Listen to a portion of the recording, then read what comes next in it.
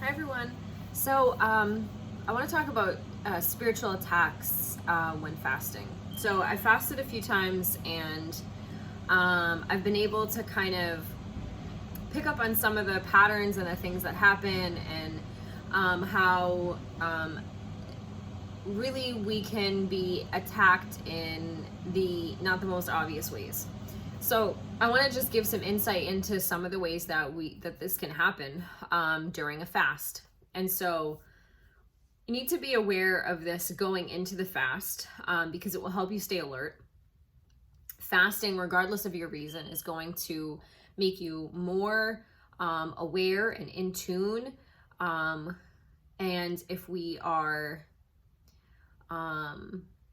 paying mind to that, we're going to see where it's coming from and how, right? So I think the most common thing talked about is like mental attacks, right? And that's a definite, but I want to get even more specific than that, so we can really begin to understand where they start from and how it escalates. So let me explain what I mean. The attacks are never going to be, or excuse me, they may be apparent and like in your face and obvious. But here's the thing. The more used to that you become, the more clever the attacks are going to get.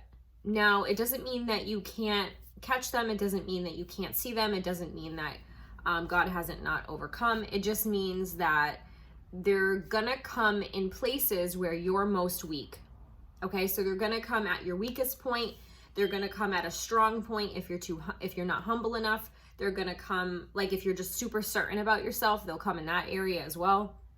But they're also going to be like insidious. In other words, like, they're going to build. It's not always going to be like bam in your face, because that's too obvious, right?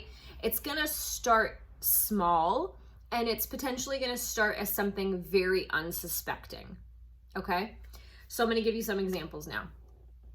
One of the ways that, and again, this is going to be, it's going to fit in with you and like whoever you are and whatever your weaknesses are, right? I'm just going to give you my examples in hopes that it can help you kind of pay mind to yourself versus thinking that it's going to be the same for you. Okay. So for me, when fasting, right, I have my own struggles with food, right?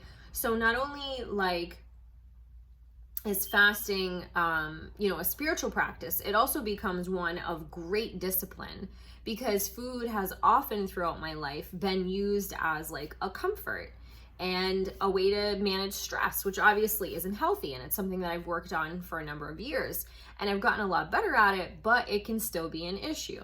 And so this is one way that is used. And again, it's built up over time. I'm going to explain the first time I fast intentionally what happened. It was like day 11. I had been doing pretty well on the fast. I was doing a Daniel fast for that one.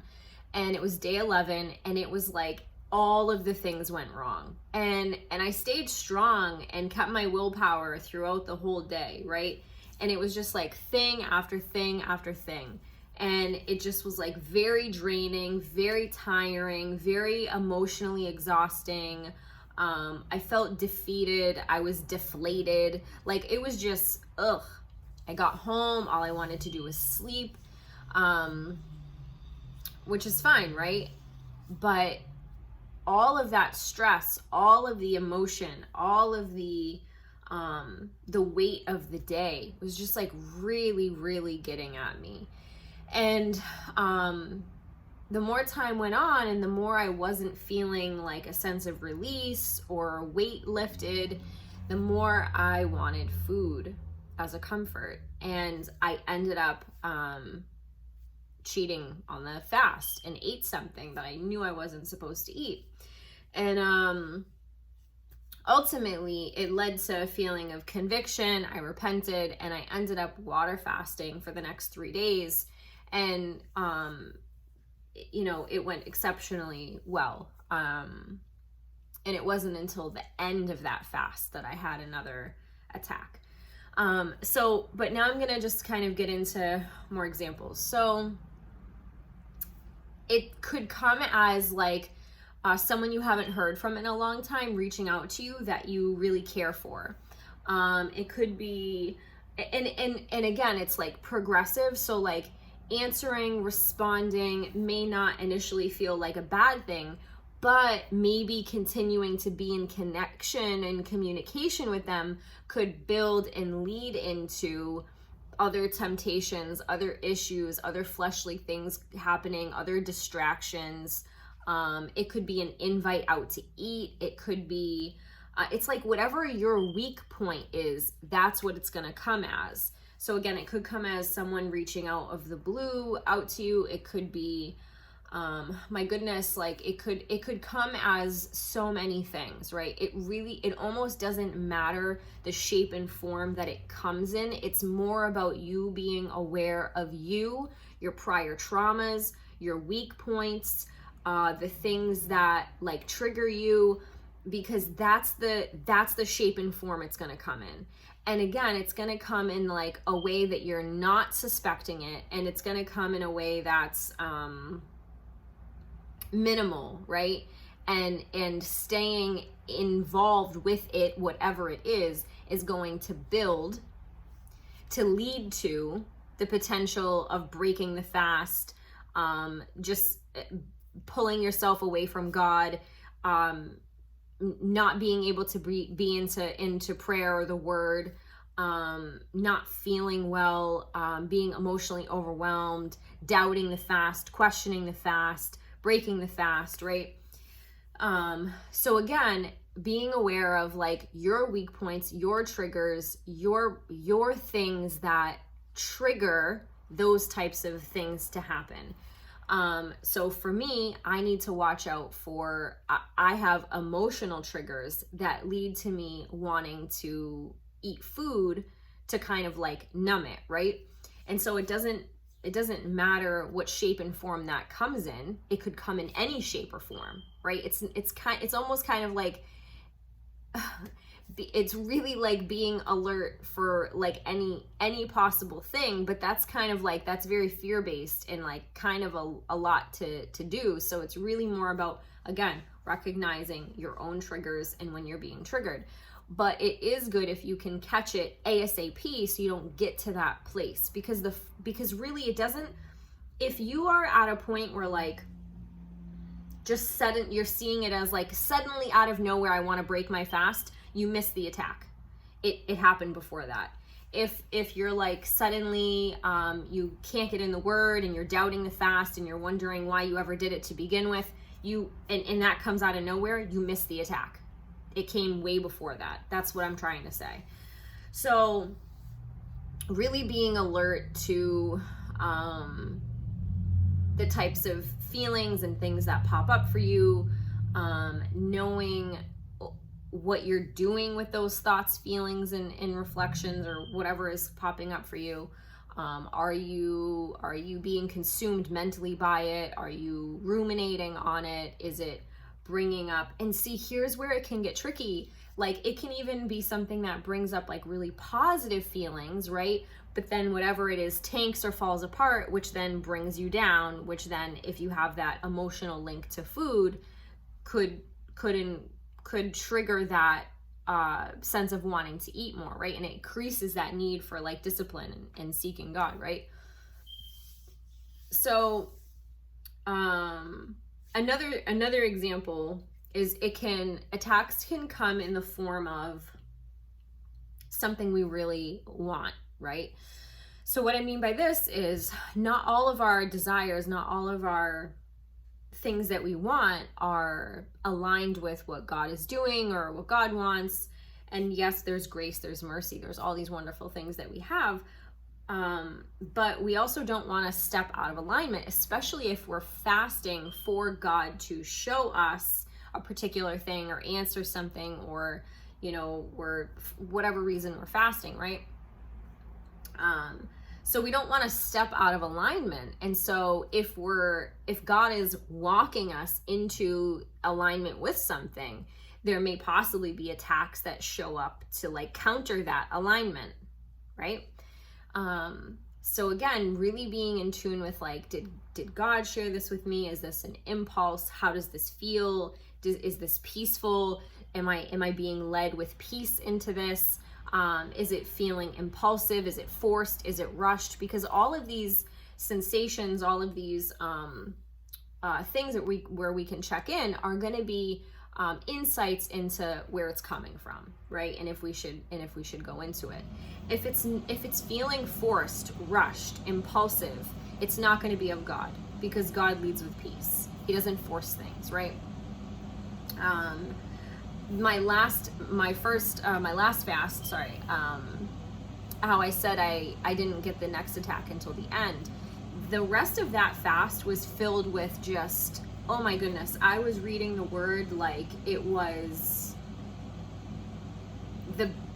the most fascinating book in the world. I was just given this ability to just be like totally just enamored with the words and totally taken by what I was getting from it, and filled notebooks and got so much out of that studying and out of being in the word,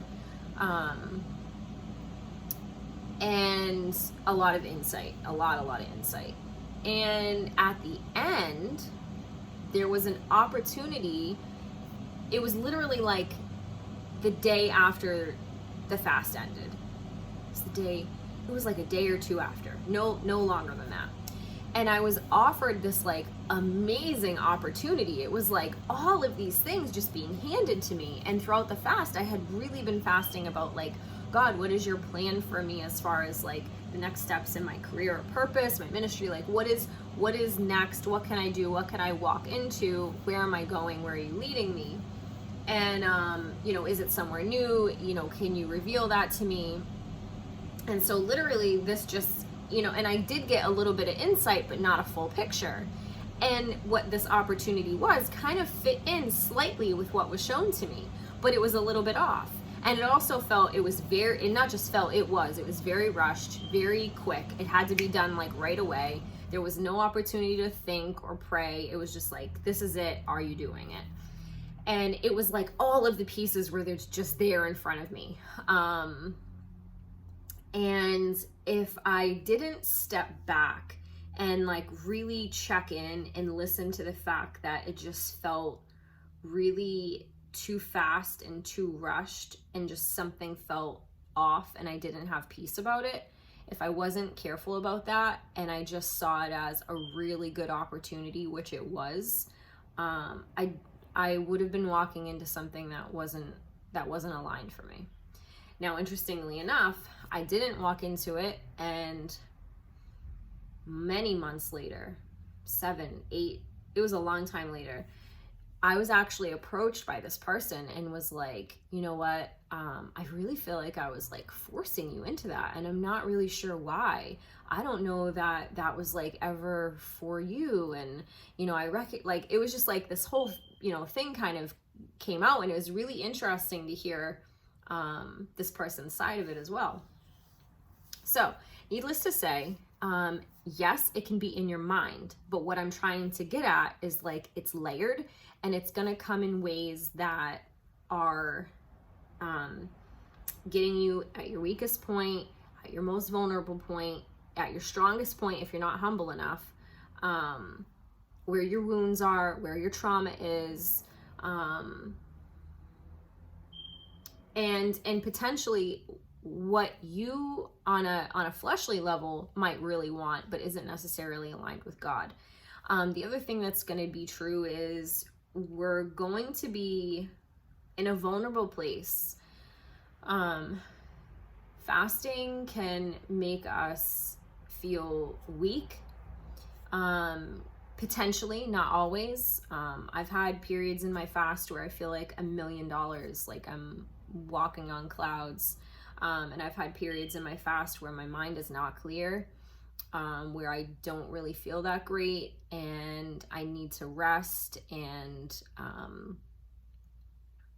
we really shouldn't be doing any like thinking or planning or anything right during that time. And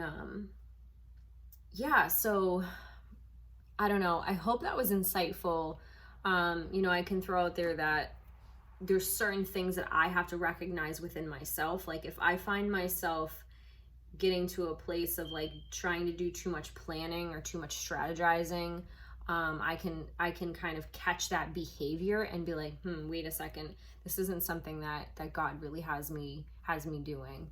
I'm at a place where he's really leading me with kind of like step by step, and allowing me to wait to hear from him. And so if I'm doing a lot of planning and strategizing and I'm feeling really like mentally kind of, what's the word I'm looking for? Almost like buzzy, like there's just too much, like not confusion, but I don't know, like a sense of just rushed, or a sense of not being able to make sense of something, trying to figure something out. If I'm doing a lot of like trying to figure something out, that's not God for me. It's not.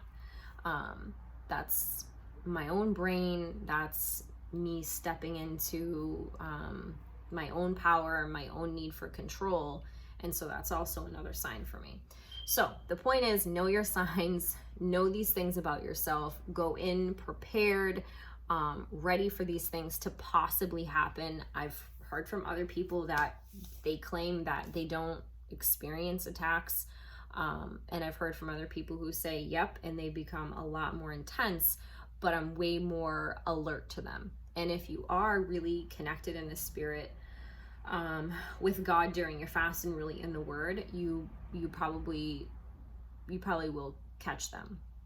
So just be mindful of that. If for whatever reason you do break your fast, if for whatever reason you do get caught up in something, repent and jump back into it. As soon as you catch it, awesome. But again, if you can catch it before you fall into it, even better, right? We know that Jesus was tempted on the last day of his 40-day fast. And, it's interesting to think that the tempter tempted him with the word, right? So again, as I said, it can come in a kind of like sneaky, underhanded way. You really have to be alert. You have to be aware of the fact that there can be people in the Christian walk or within the faith circle that you need to just be careful if they suddenly randomly reach out to you, or if there's suddenly randomly an opportunity presented to you, or I've had people just like mid-fast that I haven't talked to randomly invite me out for like delicious food. People that I've always kind of like looked up to and wished were a mentor, and then like over time God kind of like showed me why they never were. And it's just kind of weird and interesting that you can go a really long time not hearing from someone, right? This happened in my last fast, and then just like bam, they text you to do the thing that you always wished they did a year and a half ago. Right? You got to be so careful not to get drawn up in that, and like in your own excitement and your own emotions, and kind of really look at what's happening. I don't know. Yeah. So I don't know. I hope that was like insightful or helpful. I hope that sheds light onto some of the different ways that spiritual attacks can happen. Ultimately, if we're on a fast, we're on the fast for a reason.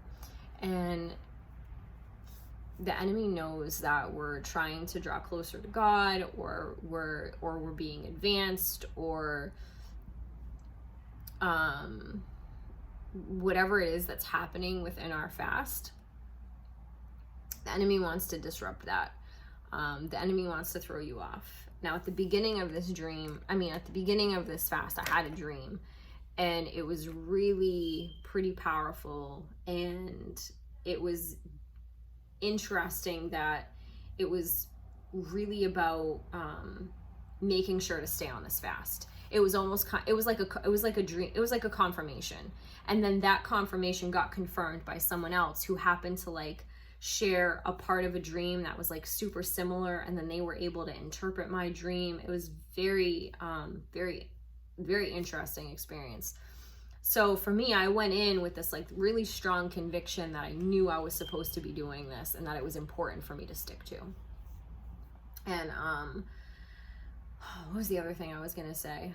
Yeah, so I mean, look for that kind of stuff as well. Like whatever your heart is, whatever your purpose is, whatever your reasoning is for going into the fast, make sure that, because that's gonna, the longer your fast is, the more that's gonna kind of like fade right into the background. And so have it be something that's like written somewhere, have it in a journal that you check often, have it posted on your fridge, not the fridge, I don't know, somewhere else, on a wall, on a mirror, right? Somewhere that is going to help you to remember. All right. I think that's it. All right. So take care. Hope you have a blessed night or day or whatever it is. And best to you on your fasting journey.